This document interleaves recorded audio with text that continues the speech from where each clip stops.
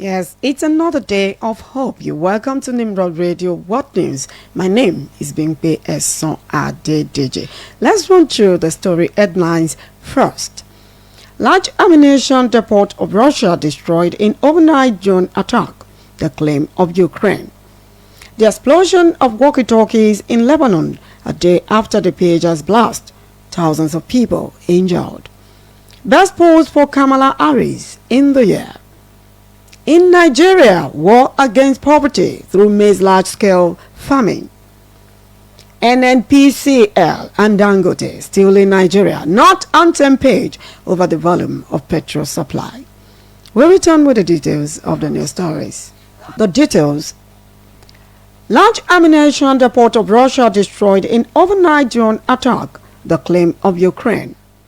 As reported, the drone attack launched by Ukraine overnight ruined a depot where ammunition was stored in Tver, the western region of Russia, and there was a widely spread blast by the attack. As the Security Service of Ukraine informed the news agency that gathered the news on Wednesday. According to report, the Defense Ministry of Russia warehouse in the Toropet was the target of the drones from Ukraine. The warehouse served as a store for Iskander from Ukraine. Tactic missile systems for guided area bombs and for artillery ammunition, as listed by the source of the news. As stated in the report, the debris of drones let out great fire, but was controlled by the local air defenses. According to their regional government, the governor, Igor Rudenya, was quick to act in giving the order of carrying out an evacuation to a considerable extent in the area on Wednesday. As stated in the report, those monitoring earthquake believed the effect of the drone attack could have affected the Earth's surface greatly. The seismic activity is possible.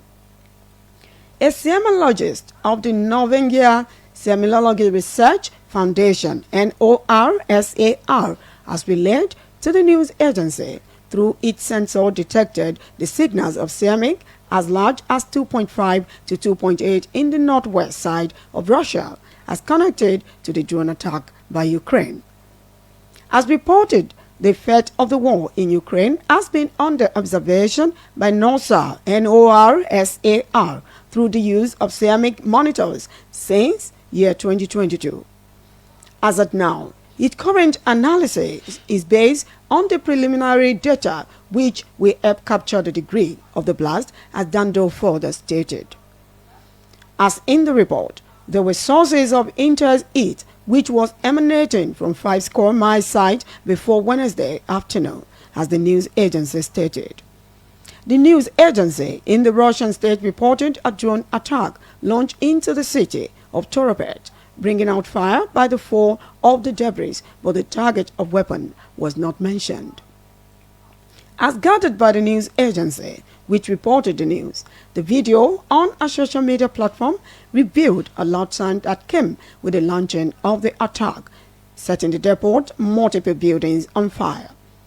11 children were affected by the other people as reported, and they have been evacuated to Kunya and Velikie Luke settlement in the neighborhood of Pikov. Rudaya told the news agency no civilian was injured in the attack.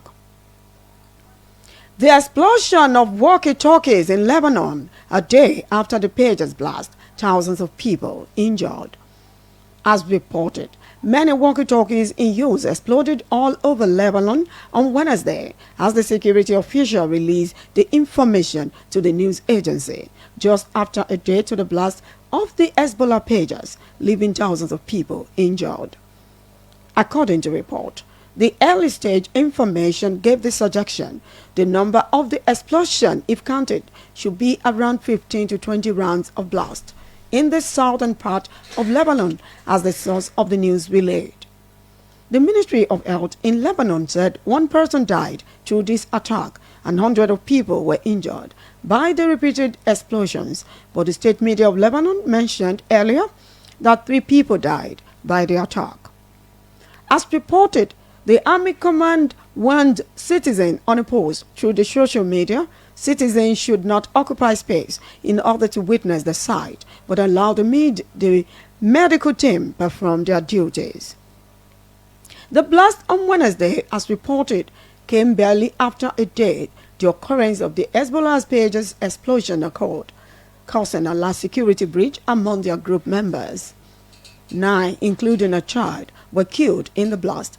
2,800 people sustained injuries, as stated by the Minister of Health for Lebanon, Firas Abiad.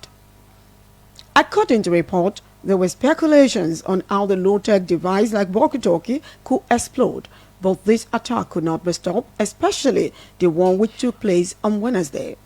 It has paralyzed so many things and set up a tense atmosphere in the Middle East, though the unrest of Israel and Gaza war is still there. Best post for Kamala Harris in the year.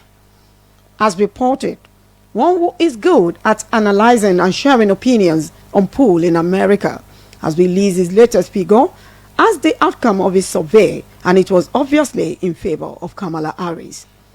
According to report, the poll at the Des Moines Register/Mediacom, as conducted by Caesar & Co., recorded 40% for Donald Trump and 43% for Kamala Harris within the error margin. As reported, the vice president comfortably won a state twice, as conducted last week before the attempted assassination against the former American president. As stated in the report, as voting exercise may not be staged at Alkeve State in November, Caesar observed Harris as another chance in a state with Trump's grip for her accuracy and more opportunities in Wisconsin. As reported, the survey of Caesars is with recognition, for he does his work with so much ease and accuracy as he ruled over the struggles of his colleagues. Just as predicted about the poll in Iowa for Trump, that he would have 7 points then, and he won with 8 points. Its performance in Wisconsin was also part of the predictions. In Nigeria, war against poverty through maize large-scale farming. According to report, Cross River State government is raising war against poverty and unemployment by setting up training and supplying funds to 200 vibrant youth in the state to practice maize farming. 2 hectares of land and seedlings of maize were given out, and the farm is the 3 senatorial district of their state. As reported, the governor of the state, Senator Bassey Otto, while instituting the project, addressed the young vibrant farmers in Efiodam, Ekpenidam and Ekim Ebepit community at events in Ekpenidam Town Council Hall that the sustenance of the program lies on the engagement of more youths in the practice. It said further, as reported, knowledge gained by them during the training should be applied as they are to be equipped with the skills they will need. He mentioned the program as an advantage for them to break even and be in charge of millions of naira in a short while. According to report, the Commissioner of Agriculture and Irrigation, Mr. John Ekpobo, as the representative of the governor, he said 200 maize farmers have been given the funds to kick off the Project Grow scheme to cultivate in the first phase to test run. As reported, a flag of the project on the field proposed for maize cultivation at Akim Ebebit. The preparation towards the cultivation was the planning process ongoing in the proposed site, as stated by Otu. According to him, and as reported, the figure of the prospectus farmers is above 200, and 120 hectares of land have been mapped to test run the project.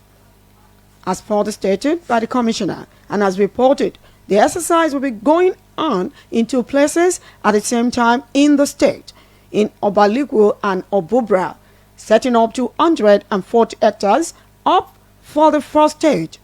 He mentioned cassava, soya beans, and cowpeas will also be cultivated at different stages. According to him, 4 communities donated the land, and all the farmers will be grouped to one side to involve each community. NNPCL and Dangote not on the same page over the volume of the petrol supply. As reported, the sale purchase contract of the premium motor spirit, popularly known as petrol, has been controversial in recent days between the Nigerian National Petroleum Company Limited (NNPCL) and the refinery of Dangote. In the discovery of the news agency, and as reported, NNPCL was with the opinion that the refinery of Dangote cannot supply sufficient oil, but 101 million liters of the product has been delivered just within 3 days. The refinery is still loading up at the site, according to an official of the refinery. According to the statement of NNPCL last weekend, as reported, Dangote is only capable of delivering 16.8 million liters out of 25 million liters as agreed on. NNPCL source claimed, and as the information was given to the news agency, the refinery of Dangote will only manage to deliver the 16.8 million liters, but as released by Dangote's company, it surpasses the promised supply and the nation's demand of 40 million liters per day. This also implies, as reported, the importation of the product may be unnecessary. Before we end the world news on Nimrod Radio Worldwide, let's go through the story headlines one more time. Large ammunition depot of Russia destroyed in overnight drone attack, the claim of Ukraine. The explosion of walkie-talkies in Lebanon a day after the Pages blast. Thousands of people injured. Best post for Kamala Harris in the year. In Nigeria, war against poverty through maize large-scale farming. And NNPCL and Dangote not on same page over the volume of petrol supply in Nigeria.